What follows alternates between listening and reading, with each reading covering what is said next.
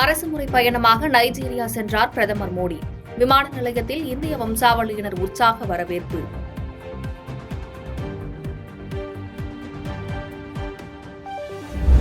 டெல்லியில் BS3 petrol மற்றும் BS4 diesel வாகனங்களுக்கு தடை விதிக்கப்பட்ட முதல் நாளில் 1 கோடி ரூபாய் வரை அபராதம் வசூலிப்பு. மாசு கட்டுப்பாட்டு சான்றிதழ் இல்லாத 4800 வாகனங்களுக்கு 4.5 கோடி ரூபாய் வரை அபராதம் விதிக்கப்பட்டுள்ளதாக தகவல்.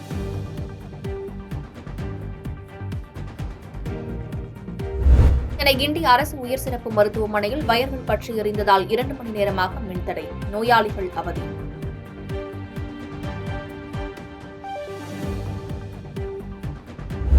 நானும் ரவுடிதான் படப்பிடிப்பில் எடுத்த காட்சிகளை தனது கல்யாணம் தொடர்பான ஆவணப்படத்தில் காட்சிப்படுத்த அனுமதிக்காத நடிகர் தனுஷுக்கு நயன்தாரா கண்டனம். மற்றவர்களின் தனிப்பட்ட வாழ்வில் தலையிடும் தனுஷின் செயல்களை மக்கள் ஏற்க மாட்டார்கள் என்று கடும் தாக்கு. மயிலாடுதுறை, நாகை, திருவாரூர் மாவட்டங்களில் ஓரிரு இடங்களில் இன்று கனமழைக்கு வாய்ப்பு. தமிழ்நாட்டில் ஒரு சில இடங்களில் வரும் 22ஆம் தேதி வரை மழை தொடரக்கூடும் என்று கணிப்பு. தெலுங்கு மக்கள் குறித்து அவதூறாக பேசிய நடிகை கஸ்தூரி கைது.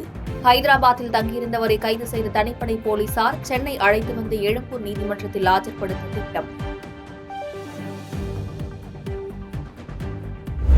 சென்னை கடற்கரை தாம்பரம் புறநகர் ரயில் சேவை ரத்து செய்யப்படுவதால் தாம்பரத்திலிருந்து பல்வேறு பகுதிகளுக்கு கூடுதலாக 50 சிறப்பு பேருந்துகள் இயக்கம். மாநகர போக்குவரத்து கழகம் அறிவிப்பு. நெல்லை சென்னை வந்தே பாரத் ரயிலில் வழங்கப்பட்ட உணவில் வண்டுகள் இறந்த விவகாரம். உணவு விநியோகம் செய்த விருந்தாவன் ஃபுட் ப்ராடக்ட்ஸ் நிறுவனத்திற்கு 50,000 அபராதம் விதித்தது தெற்கு ரயில்வே.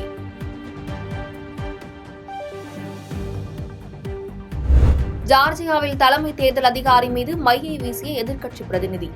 கடந்த மாதம் நடைபெற்ற நாடாளுமன்ற தேர்தலில் முறைகேடு நடைபெற்றதாக குற்றம் சாட்டி அதிகாரி முகத்தில் மை வீச்சு.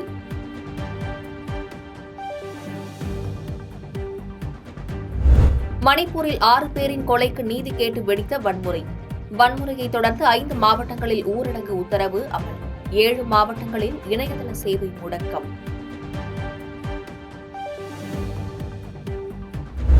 அமெரிக்க அதிபர் பைடனை போல பிரதமர் மோடியும் நினைவாற்றலை இழப்பதாக ராகுல் காந்தி விமர்சனம். தன்னை இடஒதுக்கீட்டிற்கு எதிரானவர் என கூறியதற்கு கண்டனம்.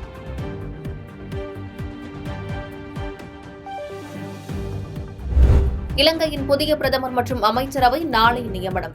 புதிய நாடாளுமன்றத்தின் முதல் கூட்டத்தொடர் வரும் 21ஆம் தேதி தொடக்கம்.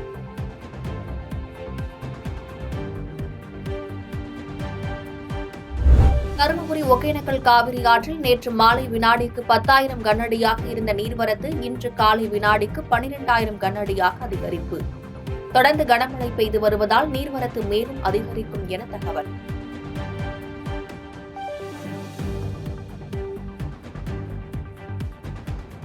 செய்பவரை கண்டால் நாம் பயங்கொள்ளலாகாது பாப்பா. மோதி மிதித்து விடு பாப்பா, அவர் முகத்தில் உமிழ்ந்து விடு பாப்பா.